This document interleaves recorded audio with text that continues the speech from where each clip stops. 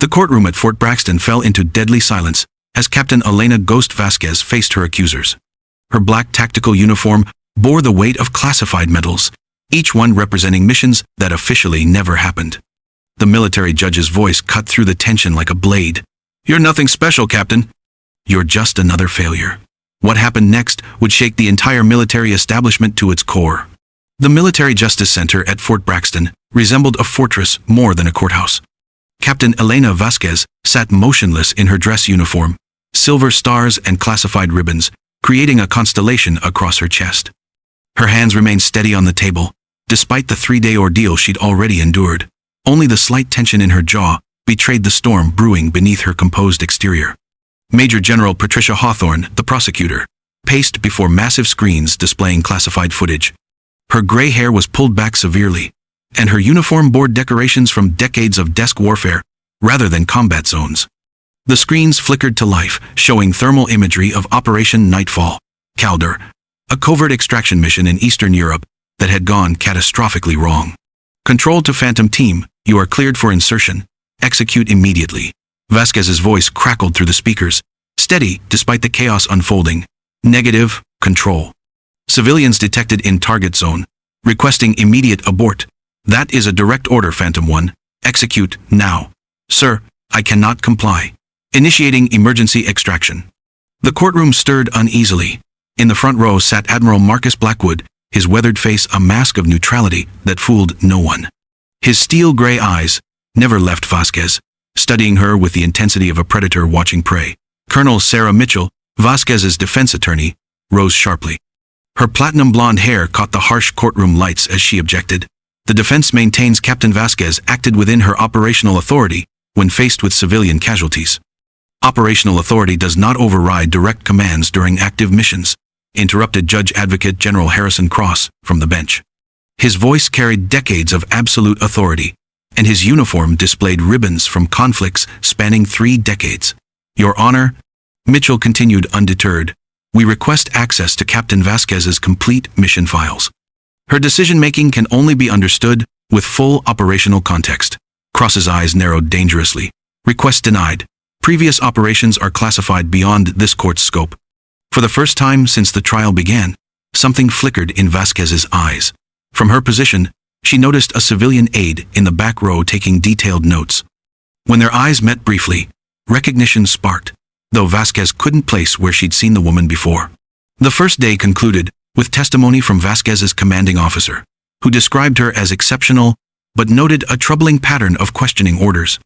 As the courtroom cleared, Vasquez watched Admiral Blackwood exchange hushed words with an unidentified civilian before both men vanished through a side exit. Mitchell gathered her papers with visible frustration. "They're boxing us in, Elena. Without your full service record, this is going to be impossible." "It wouldn't matter anyway," Vasquez replied quietly. "Some operations don't exist on paper." Mitchell studied her client carefully. "Care to explain that?" "No." Vasquez stood, adjusting her uniform with military precision. "Some ghosts should stay buried." Day 2 brought technical experts who dissected the mission parameters with surgical precision. Vasquez listened impassively as they painted her as indecisive and reckless. Only when a junior intelligence analyst mentioned the civilian presence with moderate confidence did she lean forward, her predatory instincts awakening. Under cross-examination, the analyst admitted this intelligence had been included in the pre-mission briefing, intelligence that command had chosen to ignore. By day 3, the atmosphere had transformed into barely contained hostility. Senior officers filled the gallery, their presence designed to intimidate. Judge Cross began with a proclamation that sent shockwaves through the defense. "The court will now hear psychiatric evaluation conducted by Dr. Richard Sterling of Military Medical Command."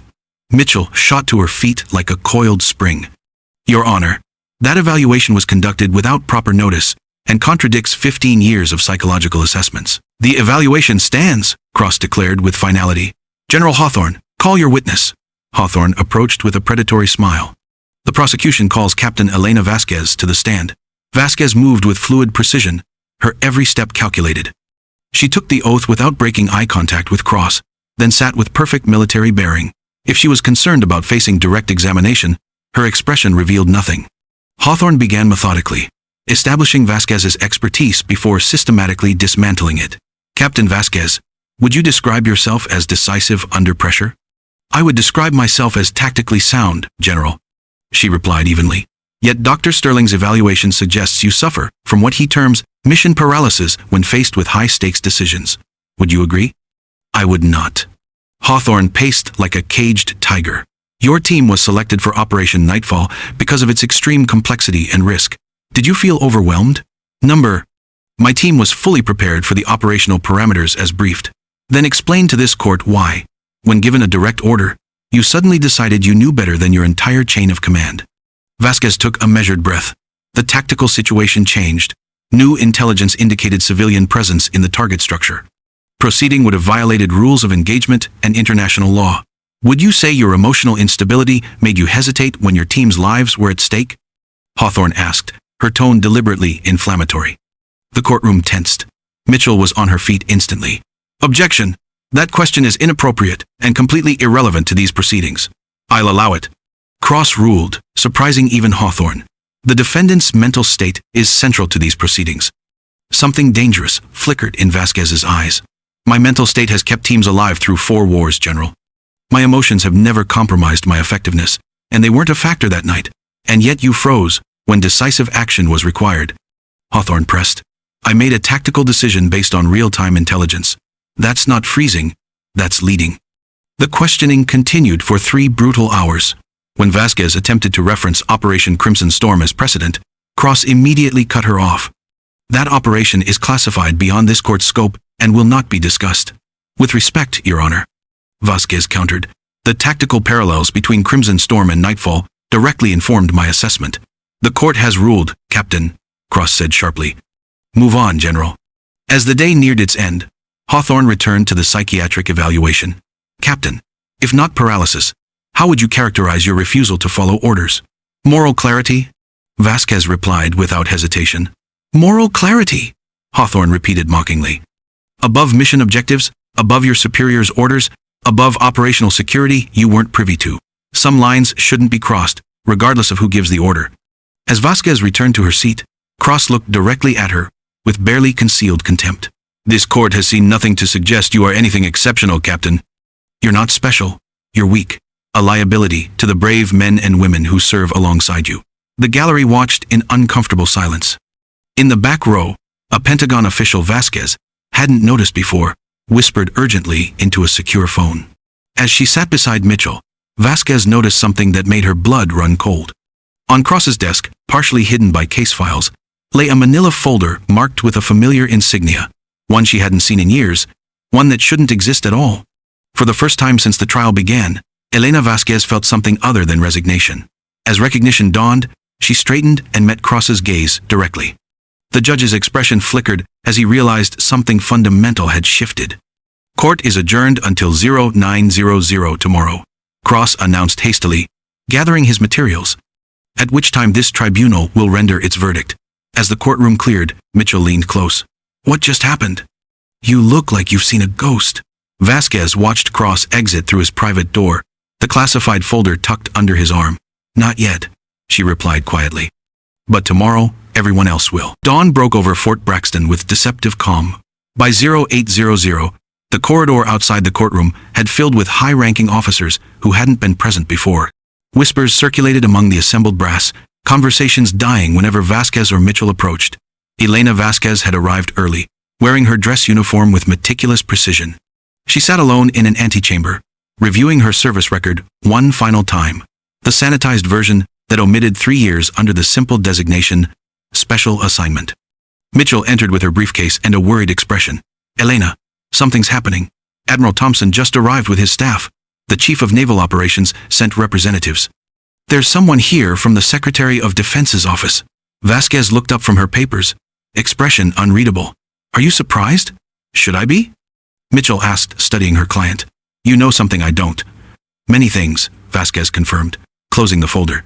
And after today, so will Judge Cross. When they entered the courtroom at precisely 0855, the transformation was immediate. The gallery had filled with senior officers, intelligence officials, and civilians whose bearing marked them as far more than observers.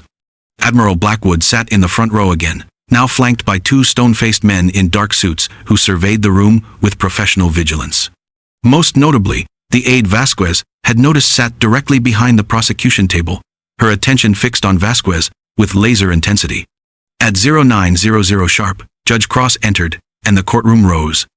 If he was surprised by the expanded audience, his expression didn't betray it, though his eyes lingered on the higher brass. This court-martial is now in session.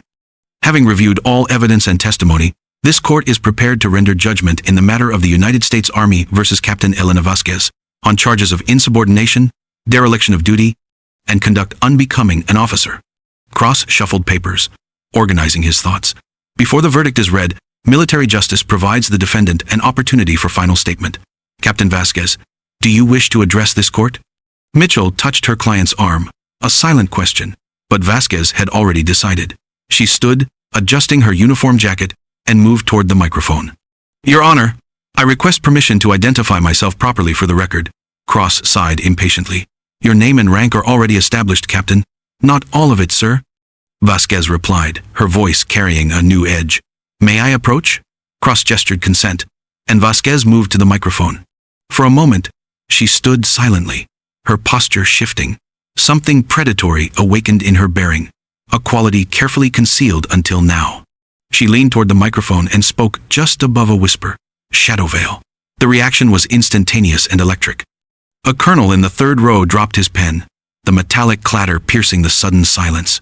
The Pentagon aide stood abruptly, Admiral Blackwood's face drained of color for the first time. Cross, confused by the reaction rippling through his courtroom, frowned deeply. What did you say? Vasquez repeated it, stronger this time. Shadow veil. March 2018 through August 2021. Task Force Omega. The courtroom erupted in hushed, urgent conversations. Officers were on their phones, speaking in coded phrases. Cross banged his gavel repeatedly. This court will have order. Whatever game you're playing, Captain. He was interrupted by a civilian in a dark suit who approached with purposeful strides. The man leaned close and handed Cross a secure phone. Cross's expression transformed in real time, this confusion giving way to shock, then to something approaching fear. This court will recess for 1 hour, he announced, his voice unsteady. All present will remain in the building. As Cross hastily exited, the courtroom dissolved into controlled chaos. Officers formed tight clusters, speaking in low tones. The two men who had accompanied Admiral Blackwood moved swiftly to secure the exits, politely but firmly, turning away curious personnel. Blackwood himself approached Vasquez directly, ignoring all protocol. Instead of anger, there was something like reverence in his eyes.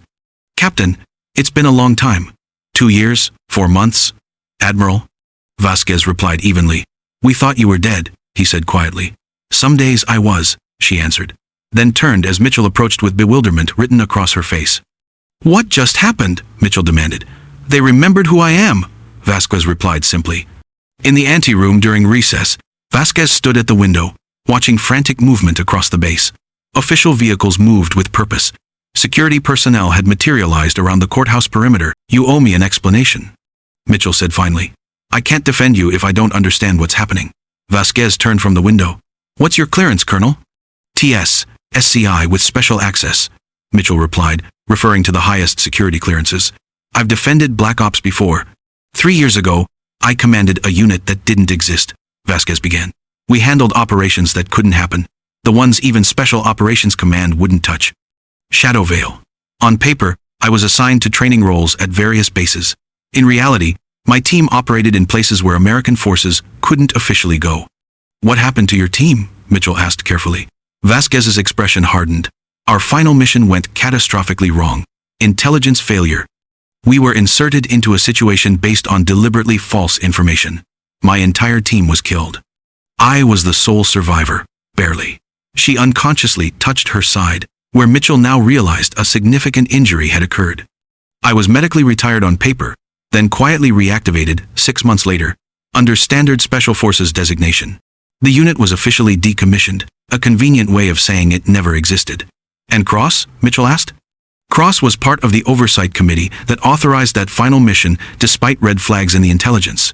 He was a colonel then, serving as legal counsel. He signed off on mission parameters, knowing the intelligence was questionable. And now he's about to face accountability, Mitchell said. The truth, Vasquez corrected. When court reconvened exactly 1 hour later, the transformation was complete. Cross was gone.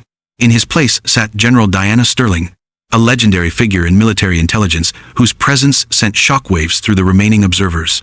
New faces occupied the prosecution table. General Hawthorne had been replaced by a civilian lawyer flanked by military personnel, whose insignia identified them as Judge Advocate General, but attached to Defense Intelligence. The gallery had been cleared of all but the highest-ranking observers. This tribunal is now in session, General Sterling announced, her voice requiring no gavel for attention. In light of newly accessible classified information, this court-martial is hereby dissolved by direct order of the Joint Chiefs of Staff. All records are classified, top secret, effective immediately. She turned directly to Vasquez. Captain, please approach. Vasquez moved forward with precision. Sterling descended from the bench and met her halfway. An unprecedented break with protocol. From a leather portfolio, Sterling withdrew Vasquez's sidearm, ceremonially returning it. Captain Vasquez, on behalf of the United States Army, I extend our deepest apologies for this misunderstanding. Your service record has been amended to accurately reflect your actions during Operation Nightfall, which are now recognized as consistent with the highest traditions of military service. Sterling continued addressing the reduced audience. Without explicitly confirming classified details, she made clear that Vasquez had commanded Shadow Veil, a unit whose operations remained among the most closely guarded secrets in military history. Captain Vasquez's refusal to follow orders during Operation Nightfall was not weakness or indecision. Based on her unique operational experience, she recognized signatures matching a previous operation with catastrophic outcomes. She wasn't disobeying, she was preventing American casualties. Sterling reviewed a folder briefly. Additionally, this court has received documentation indicating former Judge Cross had undisclosed conflicts of interest. Having been involved in the authorization chain for operations relevant to Captain Vasquez's decision-making process, Vasquez remained at attention, her expression neutral despite the vindication. Only those who knew her well might have detected the slight relaxation as years of carried weight began to lift. You are released from these proceedings, Captain. Report to my office at 0800 tomorrow for reassignment. When the courtroom had cleared, Mitchell approached. Reassignment?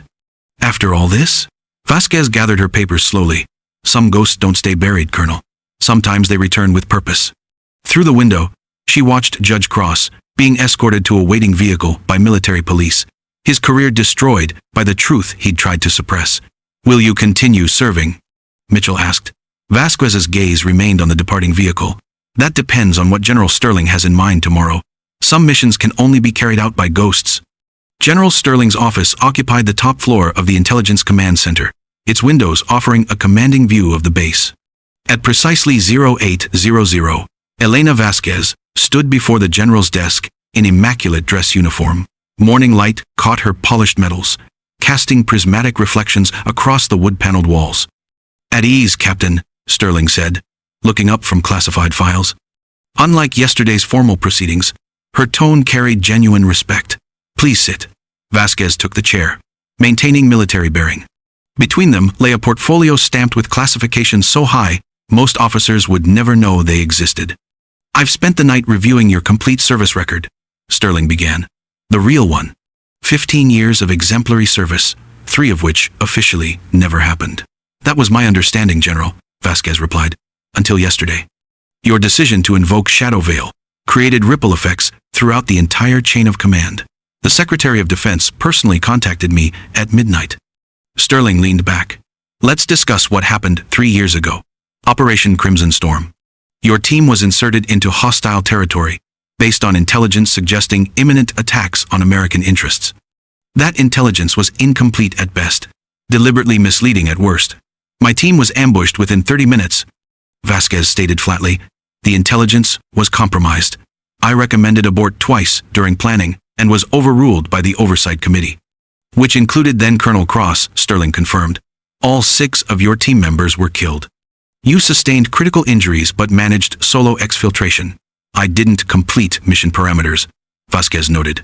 The target escaped. The mission was compromised from the start, Sterling replied sharply. You're the only reason we didn't lose 7 operators that night, instead of 6. Silence filled the office. Through the windows, aircraft moved across the tarmac, continuing their assignments, unaware of the classified history being reconciled in this room. Fast forward to Operation Nightfall. Sterling continued. You recognize similarities in the intelligence pattern, the same signatures that preceded Crimson Storm. Rather than sending your new team into another potential ambush, you refused the order and was court-martialed by the same officer who helped authorize the original compromised mission, Vasquez concluded. Cross had every reason to want your concerns discredited and your career destroyed. It protected him from Crimson Storm accountability. Sterling stood, moving to the windows. What he didn't count on was you invoking Shadow Veil. That designation was supposed to be buried forever. Most who knew of its existence believed all members were deceased, which was convenient for certain parties, Vasquez observed. Indeed, Sterling returned to her desk, opening a drawer. Captain, I'm authorized to offer you several options. She withdrew a sealed envelope. First option, honorable discharge with full pension and benefits, effective immediately. Your record would reflect appropriate commendations, though operational specifics remain classified. Vasquez received the envelope without opening it. Second option, Sterling continued, producing another folder. Reassignment to Special Operations Command as Tactics and Strategy Instructor. Your experience would be invaluable without requiring field operations. And the third option? Vasquez asked. Sterling hesitated, then pulled a final folder, unmarked, bearing no classification. Reinstatement to active operational status under direct Pentagon authority. New unit command, with full awareness of past mistakes and safeguards to prevent recurrence. Vasquez's eyes fixed on the unmarked folder. Who provides oversight? I do, Sterling replied simply. Directly. No committees, no layers of bureaucracy. Clear accountability, straight to the top. Vasquez considered the options. May I have time to decide? Of course. I have Pentagon meetings this afternoon. I need your decision by 0900 tomorrow. As Vasquez rose to leave, Sterling added, one more thing. Judge Cross submitted his resignation effective immediately. The investigation into his conduct regarding Crimson Storm is ongoing. Will it be public? No. But those who need to know will be informed. His career is over. The National Cemetery at Arlington carried solemn beauty in late afternoon light. Elena Vasquez moved between perfectly aligned headstones with practiced familiarity, navigating to a section where newer markers reflected recent sacrifices. She wore civilian clothes, simple and unassuming, though her bearing remained unmistakably military. She stopped before 6 headstones, each bearing different dates and locations. To anyone reviewing cemetery records, these soldiers had died in training accidents or routine deployments. Nothing connected them officially. Vasquez knew better. These were her team, the Ghosts of Shadow Veil. From her pocket, she withdrew 6 small stones collected from the Potomac that morning. One by one, she placed a stone atop each headstone, team ritual performed on deployments when passing fallen comrades. The stones meant, I remember. I carry you with me. Thought I might find you here, came a voice behind her. General Sterling approached, also in civilian attire. Despite the informal setting, Vasquez straightened instinctively. At ease, Captain. This isn't official. Sterling moved beside her, surveying the headstones. Staff Sergeant Marcus Rodriguez, Sergeant First Class David Kim, Specialist Jennifer Walsh, all listed as separate incidents. But they died together, Vasquez said quietly. On my watch, under your command, Sterling corrected, but not due to your decisions. That distinction matters. They stood silently, paying respects. A gentle breeze stirred the trees, creating soft backdrop to their conversation. Have you decided? Sterling finally asked. I have. Vasquez turned to face the general directly. I'll take the third option, but with conditions. I'm listening. I select my own team. No interference in personnel choices, within security parameters. Sterling nodded. That's why I was chosen for oversight. I maintain direct communication with you. No intermediaries who might filter or manipulate intelligence. Agreed. Finally. Vasquez continued. I want the families of these soldiers to receive full benefits they deserve, not cover story benefits, but everything they'd be entitled to if their true service were known. Sterling considered this carefully. I can't guarantee medals or public recognition, but I can ensure proper compensation, financial security, educational benefits for their children. The complete package. That's acceptable, Vasquez agreed, returning attention to the headstones. They deserve better than they got. Yes, Sterling acknowledged solemnly. That's why we need you back. Not everyone at the top is corrupt, Captain. Some remember what honor means. As sunset approached, casting long shadows across the cemetery, Vasquez made her decision final, by handing signed reinstatement papers to Sterling. "What do we call this new unit?" she asked. "Shadow Veil is compromised. That's your first assignment." Sterling replied with slight smile. "Choose a name no one will remember until they need to." With respectful nods toward the fallen, both women departed. Walking through precise rows of marble markers, Vasquez felt a weight shift within her. The burden of survival remained, but now shared space with purpose. Ensuring her team's sacrifice led to something better. "When do I start?" she asked at the cemetery gates. "You already have," Sterling answered. "Your credentials and facility access activate by morning. First intelligence briefing is 0700. Any particular focus?" "Yes." Sterling's expression grew serious. "We believe the intelligence compromise that led to Crimson Storm wasn't isolated. Someone deliberately fed false information that sent your team into an ambush." Vasquez stopped walking. "You're saying there's a domestic component?" "I'm saying your new mission has dual objectives." Sterling clarified. "External threats, yes, but also identifying whoever was responsible for Crimson Storm. We clean our own house first." As they parted at the entrance, Vasquez felt something she hadn't experienced since before the ambush: certainty of purpose. The next morning, Captain Elena Vasquez entered a nondescript building at Quantico. Her new credentials granted access to a secure elevator descending deeper than official blueprints suggested. When doors opened, she found herself in a state-of-the-art operations center where 5 people waited, each standing as she entered. "Captain, on deck," announced a familiar voice. It belonged to the aide she'd noticed in the courtroom, now dressed in tactical gear. "At ease," Vasquez replied, surveying the room and personnel. "Let's start with introductions. Lieutenant Maria Santos, Signals Intelligence," the former aide began. "I served with Sergeant Kim before his Shadow Veil assignment." "It's an honor, Captain." One by one, others introduced themselves, each bringing specialized skills and personal connections to her former team. They'd been selected not just for abilities, but for investment in the mission ahead. "Unit designation?" asked the tactical specialist, a former Force Recon Marine. Vasquez thought of unmarked graves, stones placed in remembrance, and the mission before them. "Echo Phantom," she decided, "because we stand watch for those who can no longer stand." As the team briefed her on their first potential operation, Vasquez felt her fallen teammates present in spirit, guiding this new beginning. Accountability had begun.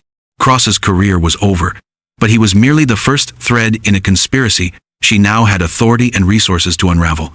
Justice would come not in public courtrooms, but in shadows where her team operated best. For Vasquez and Echo Phantom, the mission was clear: honor the fallen by protecting the living and holding accountable those who had betrayed both. The camera pulls back, revealing the operations center with Vasquez at its heart, a commander reborn, a ghost returning with purpose. The last survivor, becoming the first to lead a new chapter in a story far from over. The graves at Arlington stood as silent testament to sacrifices most would never know. But now those sacrifices would have meaning through the continued service of those who remembered. In the depths of Quantico, Echo Phantom prepared for war, not against foreign enemies, but against the corruption that had cost too many American lives. The hunt for justice had begun, and Captain Elena Ghost Vasquez would not rest until every betrayer faced the consequences of their actions.